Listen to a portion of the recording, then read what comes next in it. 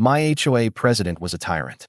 She hated my handcrafted mailbox so much that she decided to make my life a living nightmare, finally suing me for a measly $100.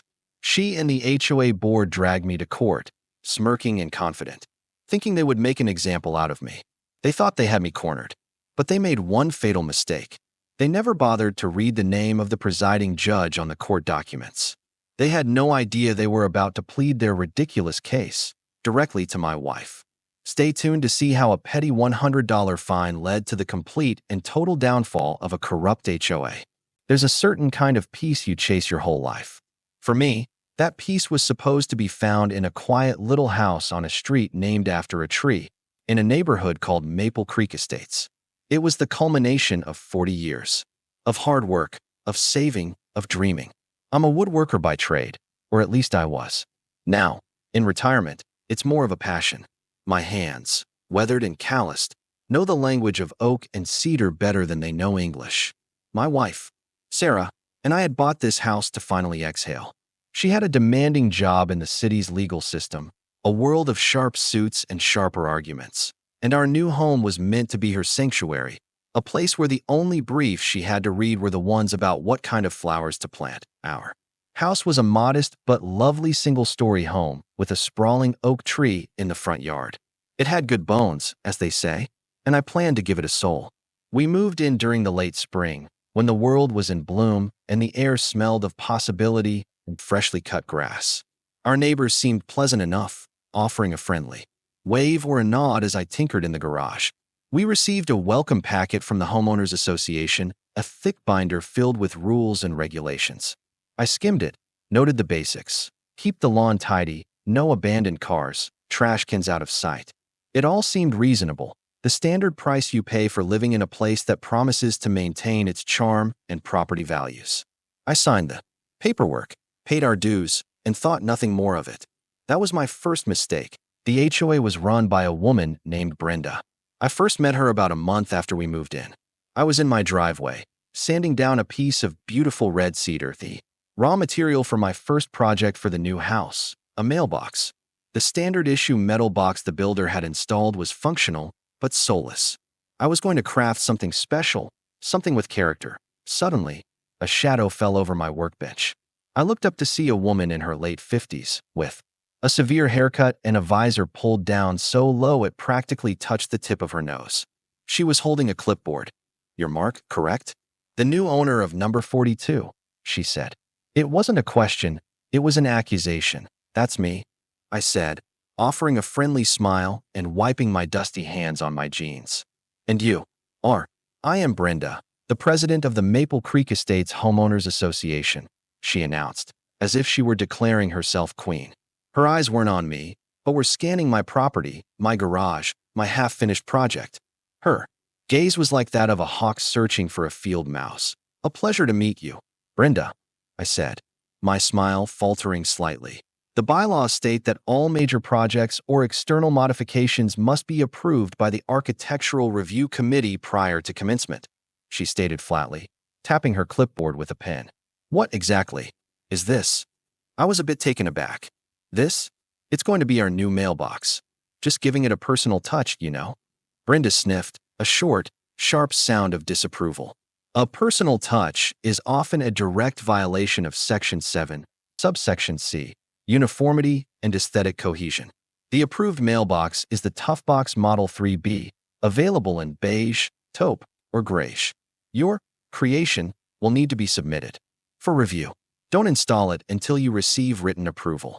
And with that, she turned on her heel and marched away, making a note on her clipboard. I stood there for a moment, stunned by the sheer absurdity of it. It was a mailbox. I was a woodworker. This was what I did. I shrugged it off. She was probably just having a bad day. I was sure once she saw the finished product, she'd understand. That was my second mistake. A week later, my masterpiece was complete.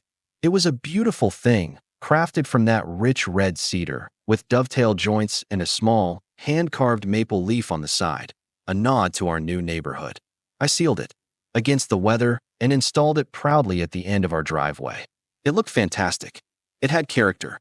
It was a statement that said, "A craftsman lives here." The very next day, there was a crisp, white envelope taped to it. It was an official violation notice from the HOA. Unauthorized installation of non-compliant mail receptacle. A fine of $100 was attached. I chuckled, shaking my head. I showed it to Sarah that evening when she got home. She was tired, her shoulders slumped from a long day in court. She read the notice and a weary sigh escaped her lips. "Just ignore it, Mark," she said, rubbing her temples. "It's ridiculous. It's a power trip. People like that thrive on the response. Don't give her the satisfaction." So I did. I ignored it. I thought it would blow over. But I had severely underestimated Brenda's capacity for pettiness. 2 weeks later, another envelope arrived, this time via certified mail. The fine was now $200, citing failure to comply with the first notice. The letter was filled with aggressive legal jargon that was clearly written by someone who had watched a lot of legal dramas but had no real understanding of the law. It mentioned things like blatant disregard for community covenants and actions detrimental to the aesthetic and financial integrity of the neighborhood. This time, I was annoyed. I wrote a polite, carefully worded letter to the HOA board, explaining that I was a retired woodworker and that my mailbox was a piece of craftsmanship that enhanced the property, not detracted from it. I included a photo. I appealed the fine, citing the vagueness of the rule and the subjective nature of aesthetic cohesion. The response came a week later. My appeal was denied. The fine was now $300. The letter also included a new accusation. My lawn, apparently, was a quarter of an inch too high in one particular patch near the sidewalk. A new fine of $50 was added. It was clear what was happening. This wasn't about a mailbox or the grass. This was about power. Brenda had decided I was a nail that needed to be hammered down, and she was wielding the HOA bylaws like her personal sledgehammer. Over the next 2 months, it became a full-blown war of attrition. I received violation notices for the most absurd things. My garden hose was improperly coiled. A small, decorative wind chime Sarah had hung was a noise pollutant. One of my windows, according to Brenda, reflected the afternoon sun into her rose bushes, stunting their growth. Each notice came with a new fine and a heaping dose of condescending language. I tried to reason with the board. I attended an HOA meeting. It was a kangaroo court. Brenda sat at the head of the table, flanked by 2 other board members who nodded along to her every word. When I tried to speak, she cut me off, telling me I was out of order. She painted me as a troublemaker, a rebellious homeowner who thought the rules didn't apply to him. Some of my neighbors looked on with sympathy, but none dared to speak up, clearly intimidated by her tyrannical rule. The final straw came on a rainy Tuesday afternoon. The mailman delivered a thick, formal-looking envelope. It wasn't a violation. Notice, it was a summons. The Maple Creek Estates Homeowners Association was officially suing me. They were taking me to small claims court to force me to pay the accumulated fines, which they had capped at a round, insulting figure of $100 for the original mailbox violation, plus another $500 in their attorney's fees. They were suing me for $600, but the principle was clear. They were doing this to publicly humiliate me and to force me to rip down my beautiful, handcrafted mailbox. That night, I felt truly defeated. I sat at the kitchen table. The legal documents spread out before me, the stark black and white of the text feeling like a judgment on my peaceful retirement. It was absurd. It was a nightmare. All this, over a piece of wood. My hands, which could shape and build beautiful things, were tied by the flimsy threads of bureaucratic nonsense. Sarah came home late, looking exhausted.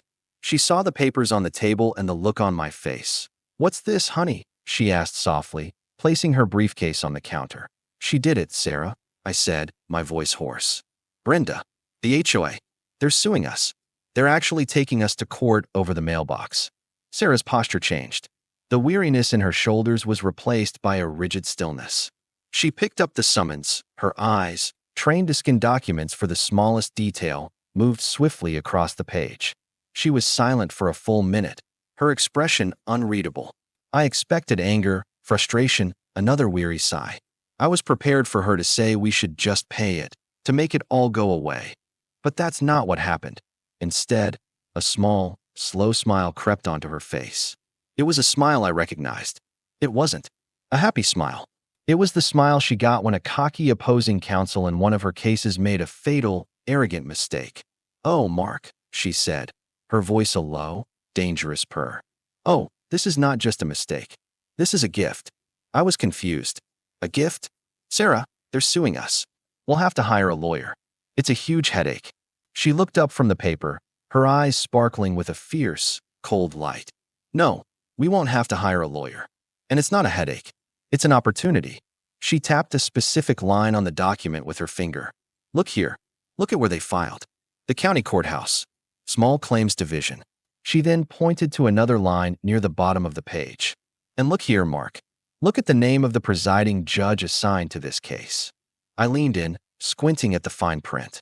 And then I saw it. Presiding Judge, Honorable Sarah M. Gable. My Sarah. My wife, who I just called Sarah. The Honorable Judge Sarah Gable. A slow wave of understanding washed over me, followed by a wide, disbelieving grin. All this time, Brenda had been trying to intimidate me with the law.